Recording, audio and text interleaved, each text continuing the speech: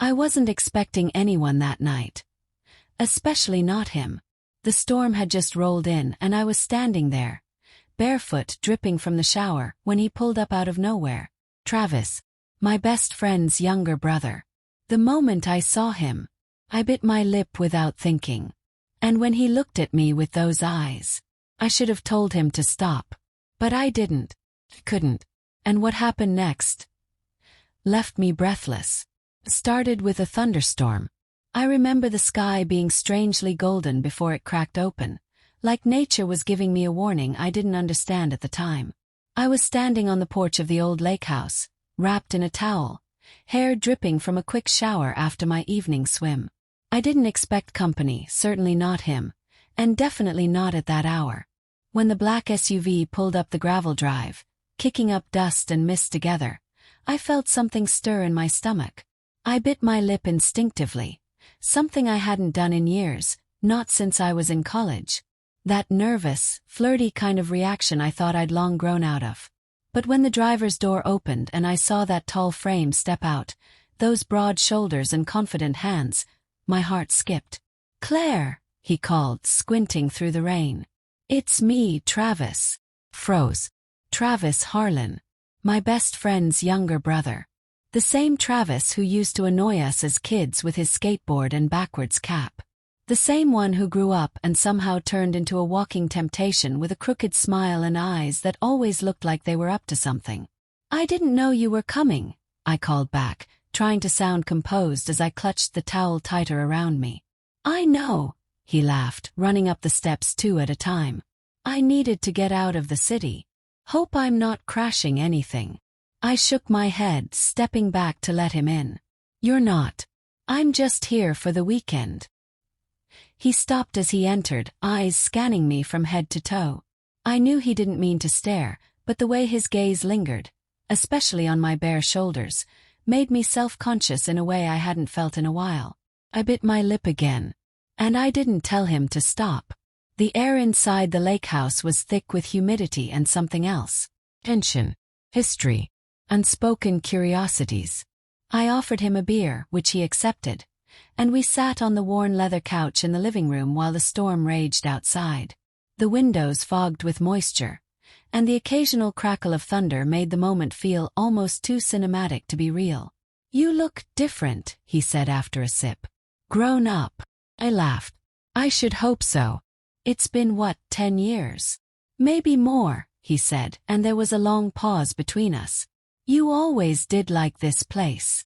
"I come here when I need to think," I said honestly. "Or when I want to be left alone." "Sorry to break the peace," he smirked, but his voice dropped to a softer register. "I won't stay long if you want me gone." But I didn't want him gone. Not even a little. That night, I changed into an old college hoodie and shorts and we cooked dinner together. Simple pasta and garlic bread. There were moments when his hand brushed mine as we reached for the same spoon, or when he stood too close behind me, making me very aware of every breath I took. I told myself it was nothing. Just the storm. Just the wine. But later, when the power went out and we were lit only by the fireplace and a few flickering candles, I started to realize that this was not the Travis I remembered. This man sitting across from me, legs sprawled confidently, shirt sleeves rolled up to his elbows, was no longer the boy who used to prank us with water balloons. He was someone else now. And that someone was making it impossible for me to ignore what I was feeling. We talked about everything and nothing. How New York was exhausting.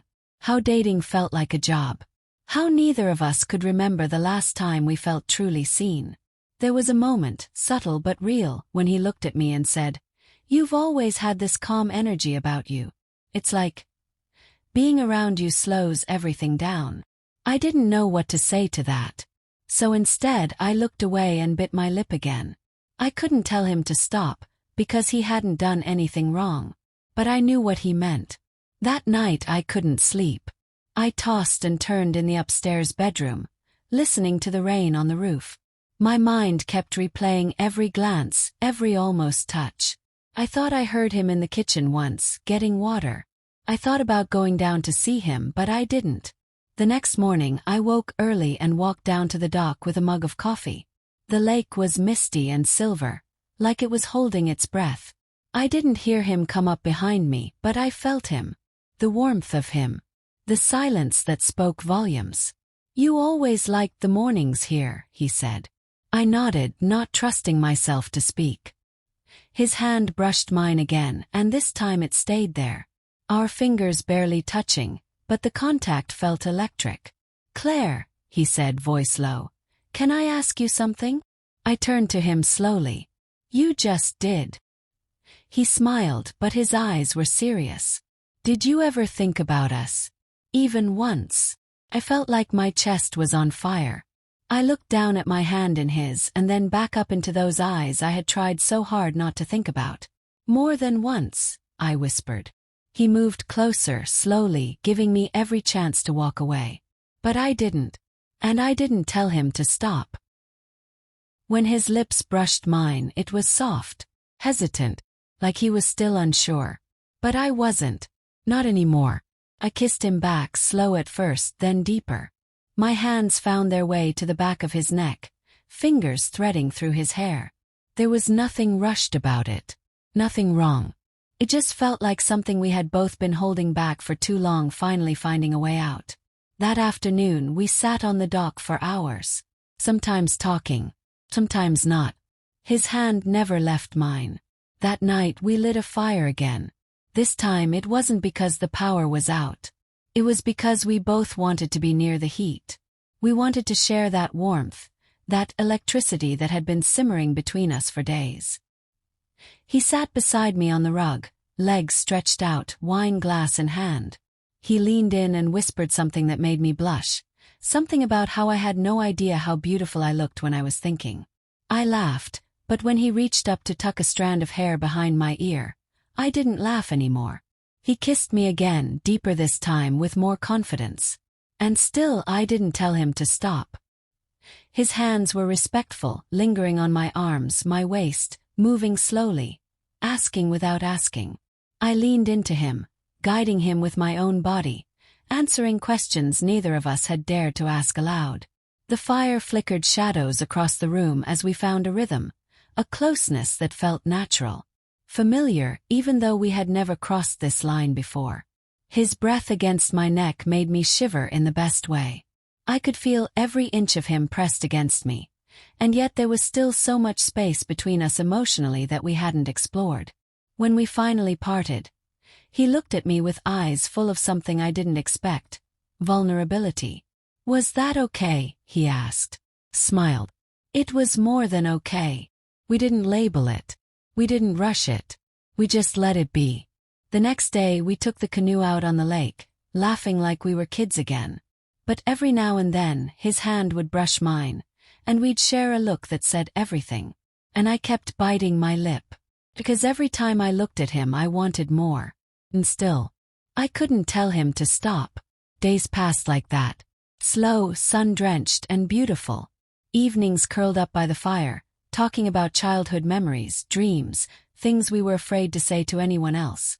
It wasn't just physical, though yes, the physical chemistry was undeniable. It was emotional, mental. We didn't talk about the future. We didn't need to. We just let ourselves fall into something that felt both brand new and long overdue. By the time the weekend ended and we packed our things, the air between us had changed. It wasn't heavy with regret. It was light, full of something that might become love. At the car, he paused and looked at me like he wanted to say something important. Instead, he reached up, brushed his thumb across my lower lip and whispered, "You're going to make me bite my own lip now." I laughed softly. "Maybe that's fair." He leaned in close one last time and said, "I'm not stopping unless you tell me to." I looked into his eyes and said the only thing I could. "Then don't stop."